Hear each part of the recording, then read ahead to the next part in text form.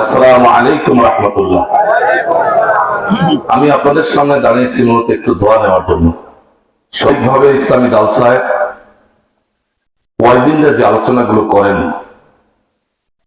সে আলোচনার মূল একটাই উদ্দেশ্য, আমাদেরকে আপনাদেরকে আমার আপনার রবের সাথে সম্পর্ক তৈরি করে দেওয়া। আমার আপনার মাঝে যেন আমার আপনার রব, আমার আপনার মালিক, আমার আপনার স্রষ্টা আল্লাহ রাব্বুল আলামিন সম্পর্কে যেন তাকুল্লাহ, আল্লাহর একটা ভয় আমাদের মধ্যে ঢুকে, এই বিষয় নিয়ে আলোচনা করা। আমি ব্যক্তিগতভাবে ছাত্র জীবন থেকে যথাসাধ্য চেষ্টা করেছি আল্লাহকে ভয় করে সবসময় চলার জন্য। ছাত্র জীবন থেকে নেতৃত্ব দিয়েছি। ছাত্র জীবন শেষেই বড়গ্রাম পৌরসভার কাউন্সিলর 2 বার ছিলাম, উপজেলা পরিষদের ভারপ্রাপ্ত চেয়ারম্যান ছিলাম, ভাইস চেয়ারম্যান ছিলাম। আমি যথাসাধ্য আমার সকল দায়িত্বগুলো তাকওয়ার ভিত্তিতেই পরিচালনা করার চেষ্টা করেছি। আমি যেখানে গেছি আমি সকল মানুষের কাছে নামাজের দাওয়াত দিয়েছি, যাকাত যারা দাতা তাদেরকে যাকাত দেওয়ার কথাগুলো বলেছি, মানুষের কাছে সৎ কাজের আদেশ করার কথা বলেছি, অসৎ কাজের নিষেধ করেছি। কারণ আল্লাহ রাব্বুল আলামিনের পক্ষ থেকে নির্বাচিত একজন ব্যক্তির দায়িত্ব হচ্ছে 4টি। আল্লাযিনা মাক্কানাহুম ফিল আরদ আকামুস সালাত ওয়া আতুজ যাকাত তা'মুরুনা বিল মা'রুফ ওয়া তানহাউনা আনিল মুনকার। আমি যখন আল্লাহর পক্ষ থেকে ঘোষণা, আমি যখন কোনো ব্যক্তিকে ক্ষমতা দিব, দায়িত্ব দিব, সেই দায়িত্ববান ক্ষমতাবান ব্যক্তির দায়িত্ব হচ্ছে আকামুস সালাত, নামাজ কায়েম করা।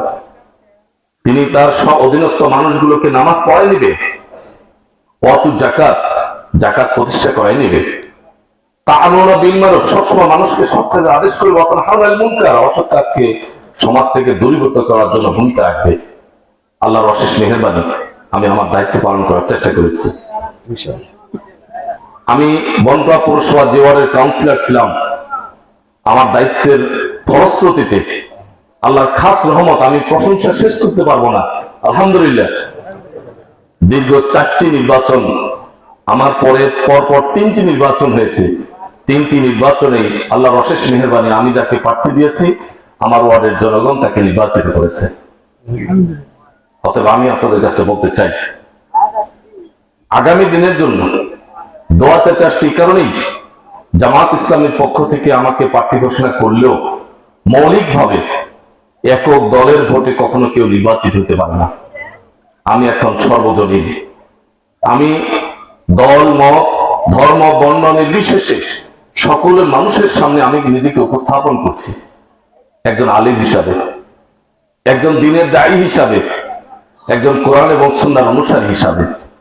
আমি আপনাদের কাছে বিনয়ের সাথে বলতে চাই, দোয়াটুকু এত হিসাবে এই 4টি কর্মসূচি মাঠে নিয়ে আমি দায়িত্ব পালন করার চেষ্টা করছি। আগামী দিনের বড়াইগ্রাম, গুরুদাসপুর 2 থানা মিলে একটি আসন, স্বাধীনতার পর অনেক প্রার্থীকে নির্বাচিত আপনারা করেছেন, আরো করবেন। আমি আপনাদের মা, বোন সহ, চাচা, চাচি, দাদা, নানা যারা এখানে আছেন, ভাইরা যারা আছেন, আপনাদের সবার কাছে বিনয়ের সাথে একটি আবেদন। বহু দেখেছেন, বহু বক্তব্য শুনেছেন, ইমোশনাল বক্তব্য, আবেগী বক্তব্য, সমস্ত বক্তব্যের পরে এবার একটি বারের জন্য পরীক্ষামূলক আলেমদেরকে নির্বাচিত করে দেখেন আমরা ও সমস্ত নেতৃত্বের চেয়ে ব্যতিক্রম কিছু করতে পারি কিনা, আমরা ভালো কিছু করতে পারি কিনা, আমরা আলেমরা দেশ এবং জাতির মাঝে নেতৃত্ব দিয়ে টিকসই মান উন্নয়নমূলক সমস্ত উন্নয়নে আমরা ভূমিকা রাখতে পারি কিনা একটি বার দেখেন। এটা আপনাদের কাছে আবেদন। কিছু না পারি নির্বাচিত একজন এমপি হয়ে আপনি মারা গেলেন, অন্তত এসে জানাজাটা তো দিতে পারবো। একটি বারের জন্য পরীক্ষামূলক দেখেন না, আমরা আলেমরা শুধু কথায় নয়, বাস্তবে কাজে আমরা বিশ্বাসী কিনা। আমরা আলেমরা ওই যারা গতানুগতিক নেতৃত্ব দিচ্ছে তাদের চেয়ে আধুনিকতার ছোঁয়ায় ইসলামী আদর্শিত হয়ে বৈষম্য বিরোধী সমাজ প্রতিষ্ঠা এবং সকল দিক থেকে ইনসাফ প্রতিষ্ঠা, মানুষের সার্বিক কল্যাণে আমরা কাজ করতে পারি কিনা। আমি আজকে প্রত্যন্ত অঞ্চল এখানে আসছি, আমি ব্যক্তিগতভাবে আপনাদের কাছে বলতে চাই, আমার সংগঠনের প্রত্যন্ত অঞ্চল পর্যন্ত প্রতিটি কর্মী এক একজন আব্দুল হাকিম। আমি যদি এমপি হতে পারি, আমি বলতে পারি এতটুকুই যে আমার প্রত্যন্ত অঞ্চল পর্যন্ত প্রত্যেকটি কর্মী এক একজন এমপির দায়িত্ব পালন করবে ইনশাআল্লাহ। অতএব সর্বোপরি আমি আপনাদের কাছে দোয়া চেতে আসছি, এই জন্যই যে আপনারা দোয়া করবেন, আমার জন্য দোয়া করবেন, যেন আমি আল্লাহ রাব্বুল আলামিন যেন আমাকে এই বিশাল একটি গুরু দায়িত্বের জন্য একটিবারের জন্য নির্বাচিত করেন, এবং এর পাশাপাশি যথার্থ দায়িত্ব পালন করে আলেমদের ইজ্জত সম্মান মুকুটকে আমি যেন উন্নত করতে পারি, এই দোয়াটুকু আপনাদের কাছে চাই ইনশাআল্লাহ। এই দোয়াটুকু চেয়ে আপনাদের জন্য দোয়া করি, আপনাদের জন্য দোয়া করি আল্লাহ রাব্বুল আলামিন আপনাদের সবাইকে মাফ করে দিক। মা বোন সহ যারাই আছেন সবাইকে আল্লাহ রাব্বুল আলামিন একজন জান্নাতি মানুষ হওয়ার তৌফিক দান করুক। জীবনে এমন কিছু অপরাধ আমরা করে ফেলছি, আল্লাহ রাব্বুল আলামিন গফুর রহিম নামের উসিলে আমাদের সবাইকে মাফ করে দিক। আল্লাহ রাব্বুল আলামিনের একটি বক্তব্য দিয়েই আমি শেষ করব। আসসাবিউ ইলা মাগফিরাত। আল্লাহর বক্তব্য হচ্ছে, হে বান্দা, তোমরা অপরাধ করবে আমি জানি, তোমরা গুনাহ করবে আমি জানি, কিন্তু তোমাদের একটা বৈশিষ্ট্য হবে, তোমরা সবসময় ক্ষমার দিকে দৌড়াবা, তোমরা সবসময় ইস্তিগফার করবা।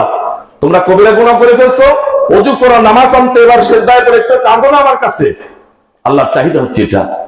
আমরা যখন চোখের পানি ফেলে আল্লাহর কাছে কাঁদবো, শেষ রাতে তাহাজ্জুদ পড়ে যখন আল্লাহর কাছে কাঁদবো, আমার আল্লাহ রাব্বুল আলামিনকে আপনি আল্লাহ বলে ডাকতে দেরি আছে, আল্লাহ লাব্বাইক বলতে হাজির হতে দেরি নেই। অতএব আমি বিনয়ের সাথে অনুরোধ করবো, আসুন আমরা সবসময় আল্লাহর কাছে একটু তওবা করি, ইস্তিগফার করি, আল্লাহর কাছে ক্ষমা চাই। এইভাবে আমরা দিনের দিকে যদি থাকি, অপরাধ করে ফেলছি, এবার কায়েমনে বাক্যে ইস্তিগফার করে যদি আল্লাহর কাছে প্রতিশ্রুতি দিই আর জীবনে কোনো অপরাধ করব না, তাহলে আমার বিশ্বাস আমরা আপনারা প্রত্যেকেই জান্নাতে যেতে পারবো ইনশাআল্লাহ। আল্লাহ রাব্বুল আলামিন আমাদের আপনাদের কবুল করুক। এবং সর্বোপরি যারা ইয়াং বয়োজ্যেষ্ঠ আছে, আমি সবাইকে বলতে চাই, যাদের বাবা জীবিত আছে, মা জীবিত আছে, আমাদের বাবা এবং মায়ের সন্তুষ্টিতে যদি আল্লাহ সন্তুষ্ট হয়ে থাকেন, অতএব আমরা কেউ আমার বাবা এবং মায়ের কারো বিন্দু মাত্র কোন শব্দটি উচ্চারণ করতে দিব না। সব সময়ের জন্য তাদের সেবা করব, তাদের পাশে থাকব এবং তাদের দিকে নেক নজরে তাকাবো। আর একটি কবিলিয়ত হচ্ছে, সব আমার আমলনামায় আমি অর্জন করে ফেলবো।